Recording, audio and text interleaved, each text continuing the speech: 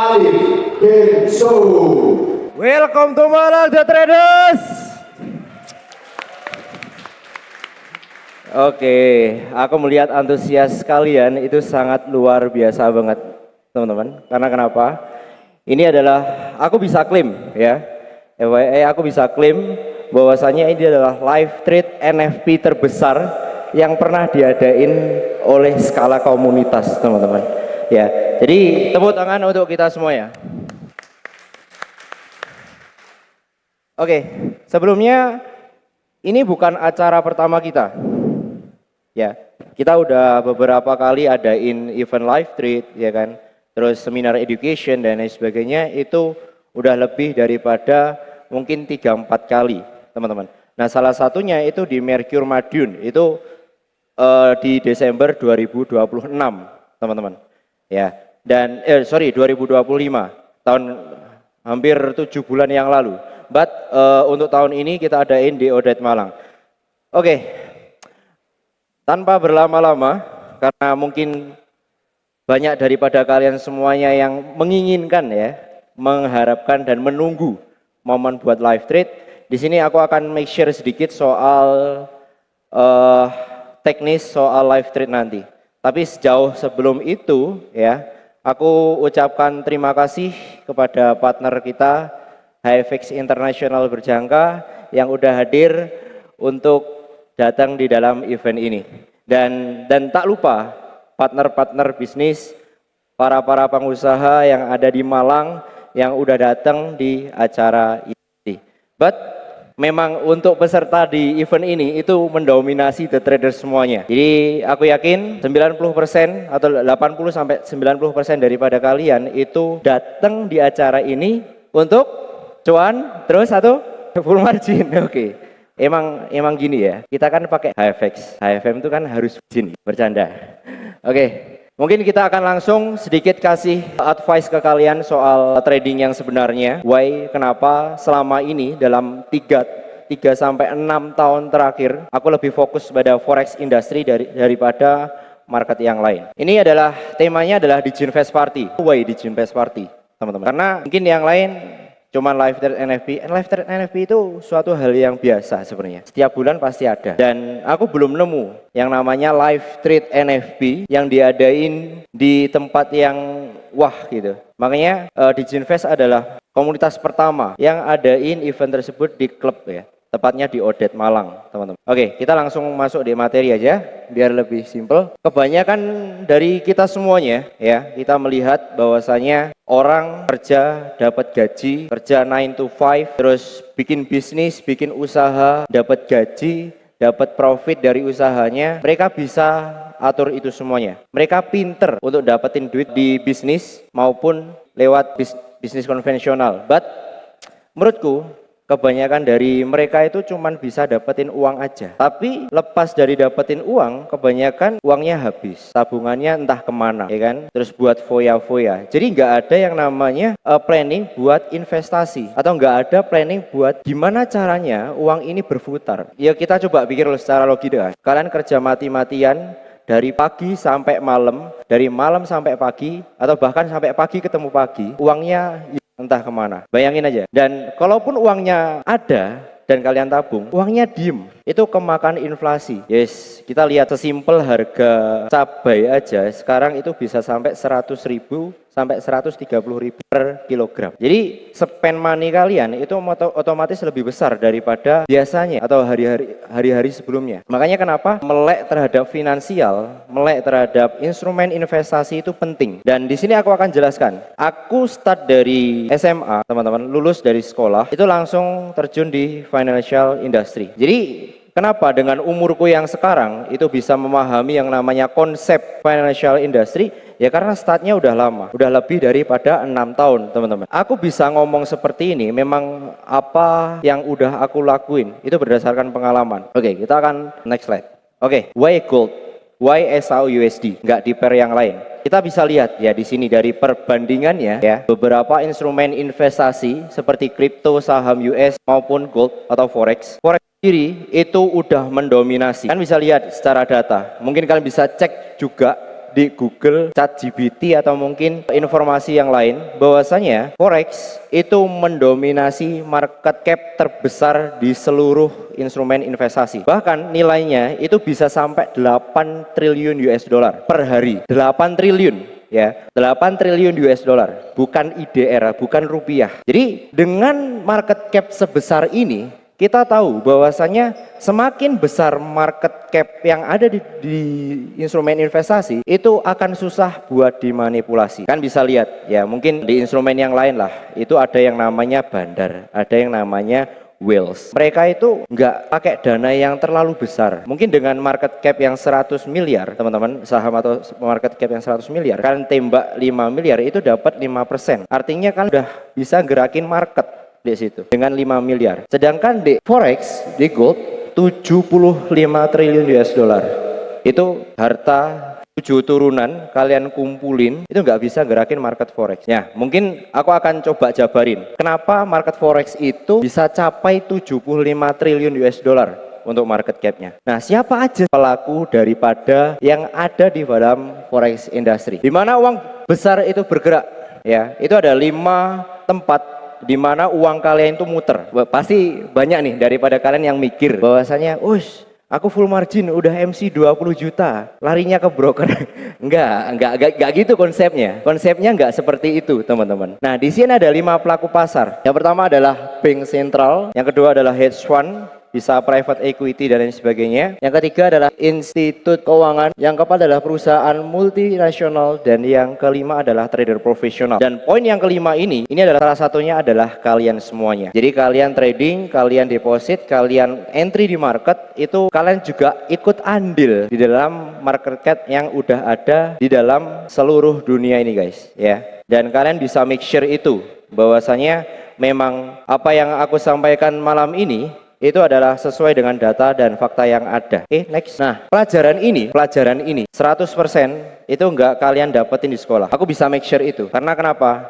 Coba kalian ingat dan flashback lagi. Waktu kalian di sekolah, kalau waktu kalian belajar, waktu di kuliah pun ya, kalian diajarin hemat pangkal kaya. Pertanyaanku sebenarnya cuma satu, ya kan? Kalau gaji 1,5 juta, kalian ngekos gitu, ngekos 1 juta, itu sisanya 500.000. Itu mau hemat gimana? Ini sesimpel seperti itu ya. Kalau semisal kalian hidup sendiri, kalian ngekos, itu agak susah buat nge-manage. Nah, kalau aku daripada nge-manage uang yang mungkin kita manage itu agak susah dan kita lebih butuh effort, aku lebih mikir, ya apa caranya punya uang tambahan. Uang tambahan ini bisa kalian dapatin dari mungkin usaha, jadi makelar, dari bisnis. Ini mungkin bahasa aku di sini aku sesuaiin dengan kalian lah, biar sama ngerti juga. Ya, sama ngerti juga. Di sekolah itu kebanyakan ya, ini dari pengalamanku, teman-teman. Jadi di sekolahku dulu tuh sebelum lulus itu udah di prepare tuh, ya kan, di prepare ada perusahaan ini. Terus ada perusahaan partnersnya sekolah, ya kan, mungkin JEK dan sebagainya. Nah, itu diarahin buat ke sana. Jarang sekali dari mereka ya yang ngefokusin pada wirausaha, wira swasta ataupun lagi di instrumen investasi seperti ini. Itu jarang banget. Bahkan nggak ada. Karena mereka tuh punya kepentingan masing-masing. Pasti ada alasan buat itu. Tidak ada yang mengajarkan tentang siklus keuangan. Kalian bisa coba kalian make sure apa yang kita sampaikan di sini sesuai enggak dengan yang kalian alami. Mungkin kebanyakan dari kalian juga ngalamin hal yang seperti itu. Next. Nah, kenapa market forex ini menarik? Ya, sebelum aku jabarin step by stepnya, posisi sekarang itu kalian bisa lihat, ya kan, saham hancur, ya kan, rupiah melemah, teman-teman. Terus crypto bear market. Apa yang kalian bisa andelin untuk sekarang? Kita realistis aja. Kita butuh makan, bro. Kita ada yang namanya kebutuhan. Kalau semisal ngandelin instrumen investasi yang mungkin sekarang lagi diskon banyak dan itu kita nggak tahu waktunya sampai kapan, kita make money-nya dari mana? Kalau semisal udah kejadian yang seperti ini, jadi kita harus make sure, kita harus putar otak, gimana caranya kita dapetin uang tambahan. Nah, strategi seperti ini.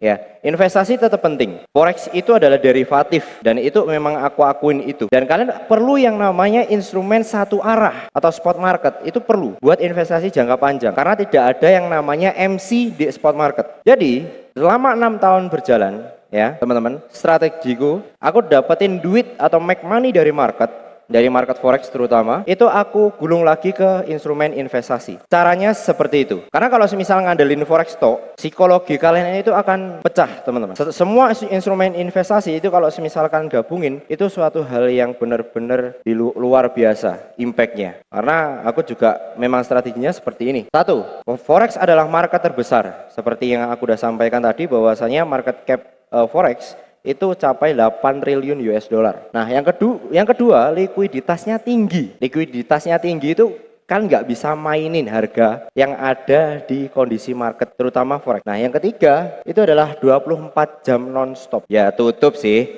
per hari, tutup sejam doang, jam 4 sampai jam 5. Tapi ya pertanyaanku, siapa yang mau trading subuh-subuh? Jadi oke, kita anggap aja 24 jam. Nah, yang terakhir, profitnya kita bisa dua arah. Kita nggak peduli mau harganya naik mau harganya turun kita bisa ambil dua keputusan. Nah, kedua keputusan ini itu kita bisa ambil dengan adanya technical analysis. Kita bisa ambil dengan fundamental analysis. Kan bisa pelajari technical itu. Dan aku mengakui ya, bahwasanya mungkin 70% pada kalian itu pengennya cuan instan, profit instan. Tapi kalian males buat belajar. Pas lihat candle gitu kan, ya kan, belajar smart money konsep contoh, ribet, tekan-tekan aja, nonton live trade aja di TikTok gitu. Pasti kebanyakan darian kalian seperti itu. Oke, next. Ini adalah poin yang mungkin kalian bisa pakai juga untuk save money kalian. Kalau semisal kalian itu nggak ada knowledge buat investasi, kalian itu nggak ada knowledge buat trading, kalian bisa lakuin yang namanya